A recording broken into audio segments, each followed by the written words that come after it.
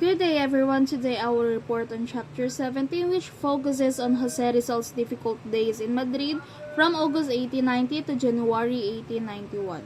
Okay, so this was one of the most painful periods of Rizal's life, marked by political frustrations, personal losses, and emotional struggles. Okay, let me walk you through the key events and challenges he faced. Okay, so first slide. When Rizal arrived in Madrid in August 1890, he immediately sought help to defend his family and the Calamba tenants, who were suffering under the abuses of Governor General Wigler and the Dominican friars. So he worked with the Filipino community, the Asociación Hispano-Filipina, liberal Spanish newspaper, and even a prominent Spanish statesman like Becerra and Maura. Despite these efforts, no justice were achieved. He received heartbreaking news from home. His family and other Calamba tenants were evicted, and his brother Pasiano and other relatives were deported to Mindoro. This bitter disappointment weighed heavily on Rizal's spirit, leaving him feeling increasingly powerless. Okay, so when Rizal returned to Madrid in August 1890, his main goal was to help his own family and the Calamba tenants, who were suffering under the abuses, who is Governor General Weyler, and the Dominican friars. He worked hard seeking support from the Asociación Hispano-Filipina, a Spanish newspaper, and liberal politicians. Unfortunately, despite his dedication, Rizal's effort failed and his family faced eviction. This left Rizal's deeply disappointed and frustrated as he saw the people he loved being treated unjustly.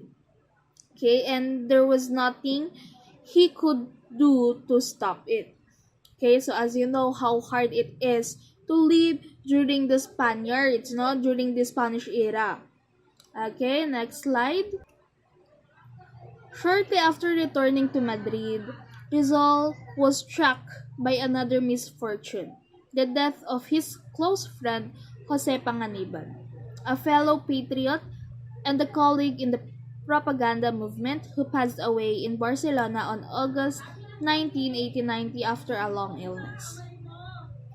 Deeply grieved, Rizal wrote a moving eulogy honoring Panganiban's patriotism, intelligence, and dedication to the Filipino cause. He mourned the tragic loss of such a brilliant young man, only 27 years old, whose potential and dreams were cut short. Rizal reflected on the painful reality that the Philippines had lost one of its most promising sons from from their home, which is the Philippines. Due to the Panganiban's death, Rizal honored his friend by writing a heartfelt tribute praising Panganiban's intelligence and the love for the Philippines. Okay, so he saw that Panganiban's death as a major loss for the country because they had lost a talented, patriotic young man who could have helped to reform the reform movement. Sorry. Okay, next slide. In the late August 1890, tension flared between Rizal and Antonio Luna during a social gathering of Filipinos in Madrid. Fueled by jealousy and alcohol, Luna, who was heartbroken over his failed romance with Nelly Boasted, made offensive remarks about her. Rizal, deeply offended by the insult to a woman's honor. Okay, so as you know, nakaka-offend naman talaga if you heard someone, speaking, na hindi naman kaaya-aya towards a woman, especially pag yung lalaki pa yung nagsasalita. Okay, so challenge Luna to a duel. Although Luna was a better swordsman, Rizal was known to be an excellent marksman. The Filipino community was alarmed by the prospect of two leaders fighting, and they worked to defuse the situation.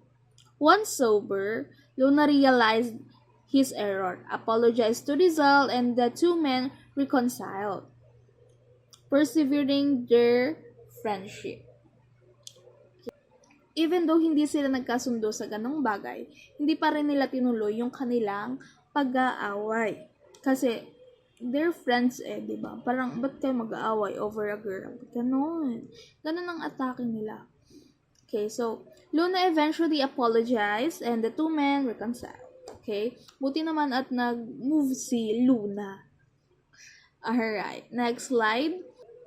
Rizal's strong sense of honor was again tested when Retana, a Spanish journalist and defender of the friars, published a defamatory article claiming Rizal's family had been evicted from their lands for not paying rent. By his false accusation, Rizal challenged Retana to duel, demanding satisfaction for the insult to his family's name.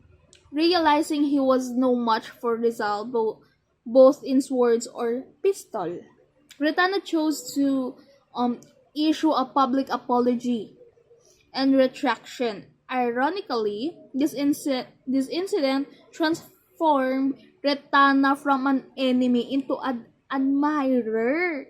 Years later, he became Rizal's biographer, writing first full-length account of the hero's life. Diba, nagtalo pa sila sa pagiging journalist and then nag-end up na naging idol niya pa si Rizal. Siya pa ang gumawa ng biography ni Rizal. Oh, kabog. Next slide. In the autumn of 1890, Rizal faced perhaps his most painful personal heartbreak.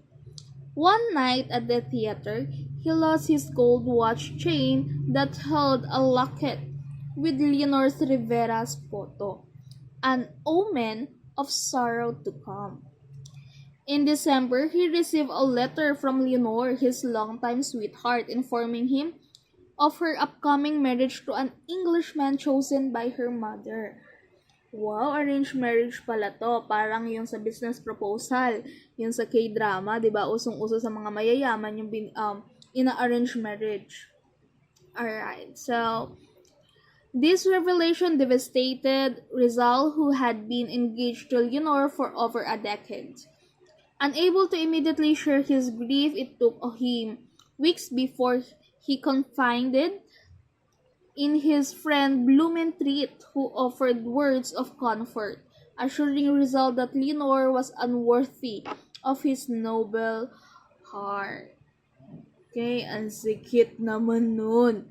Okay, so Blumentritt, he is the one who confronted him by saying that perhaps Leonor didn't deserve someone as noble as Rizal. Sino ba talaga magde-deserve kay Rizal, di ba? Di ba? Kasi asa kanya na lahat di ba? Hindi mo na talaga pagkakaila. Okay, next slide. By the late 1890, a political tension among the Filipinos in Madrid reached a peak as a rivalry developed between Rizal and Marcelo H. del Pilar for leadership of the reform movement. Rizal, a man of high ideals and strict moral standards, clashed with some of his countrymen who preferred a more relaxed lifestyle. Meanwhile, Del Pilar's growing influence as the editor of La Solidaridad further complicated matters, as some of its editorial positions conflicted with Rizal's view.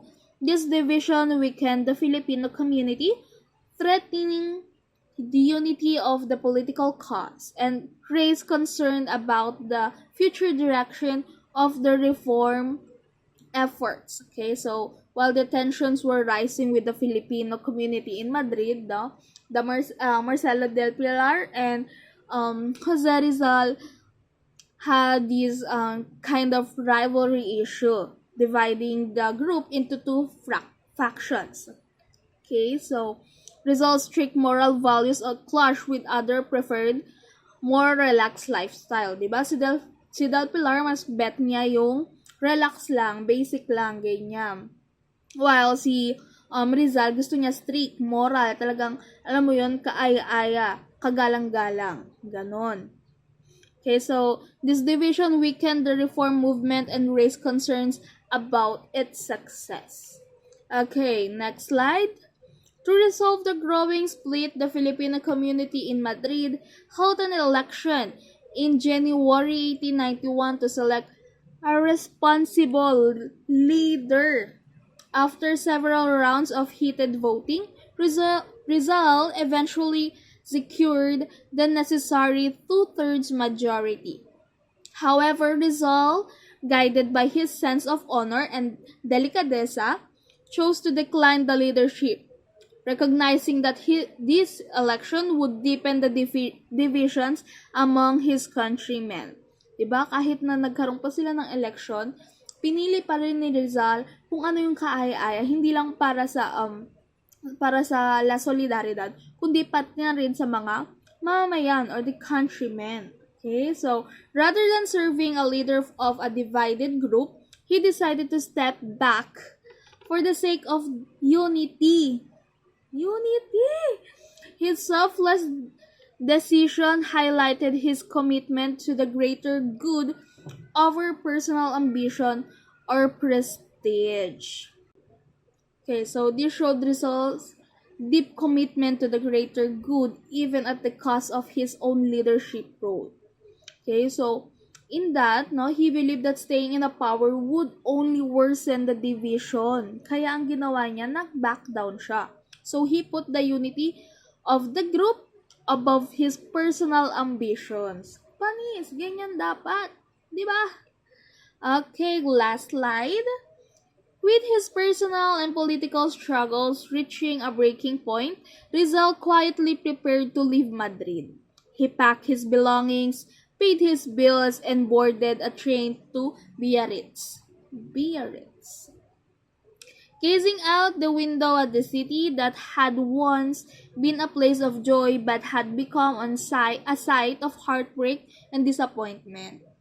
As he departed, he reflected on Madrid's unique blend of European order and Eastern passion, a city he had once admired but now left behind for good. Aww. This marked the end of his second and last sojourn in Madrid, closing a difficult and painful chapter in his life. With his personal and political problems piling up, Rizal decided to leave Madrid na. He quietly packed his things. Nagbayad na siya ng mga debts and boarded na sa train para makaalis na sa Madrid. Okay, so as the train pulled away, Rizal reflected on Madrid, a city he once admired. Okay, but now saw the place as the place of disappointment and loss. Ikaw ba naman, magpunta ka Madrid, tapos maglungkot-lungkot ka, di ba? Ang sakit isipin. Okay, so this marked the end of his second and final stay in Madrid, closing a painful and challenging chapter in his life. Okay, so that concludes my report on chapter 17.